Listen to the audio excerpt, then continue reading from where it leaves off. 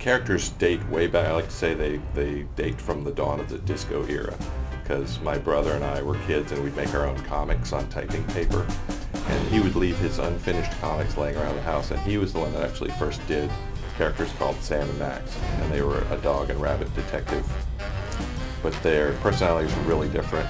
He'd leave his unfinished comics laying around in the family room, and I'd pick them up and I'd kind of secretly finish them in a parody of his style. So they started as a parody of the comics of an 8-year-old, and that's how they started forgetting each other's names, and I would draw their thumb on the wrong side of the hand on purpose, and the perspective never made sense. So it was just a way of irritating my brother, which was the dawn of these characters.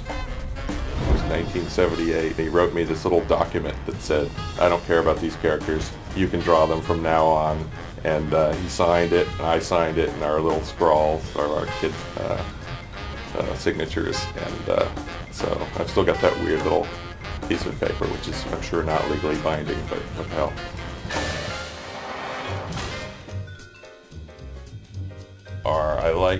For me, the first time I saw the new version of Sam and Max's car, the DeSoto, driving down the street, I was so pleased, because I had talked to Dave Bogan, the art director, about redesigning the car, and I had found a picture of a DeSoto online in 1960, and I had drawn on top of it on a Wacom tablet and done a new kind of a rat rod design for it and sent it to him. And when I saw the model of the car they built, I was so pleased, and getting to see it for the first time driving down Sam and Max's street was really exciting for me. And my next favorite episode is Abe Lincoln Must Die, because it's just, for me, the absurdity of getting to hunt Abe Lincoln's statue from the Lincoln Memorial is about as Sam and Max as you can get.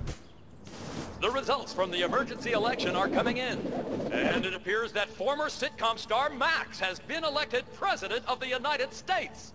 In an unprecedented show of bipartisan solidarity, all of the country's political parties have desperately asked for a recount.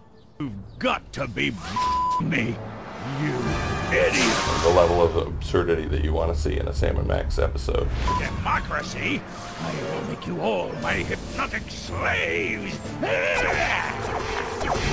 Great to get a chance to work with Telltale on the Sam and Max series.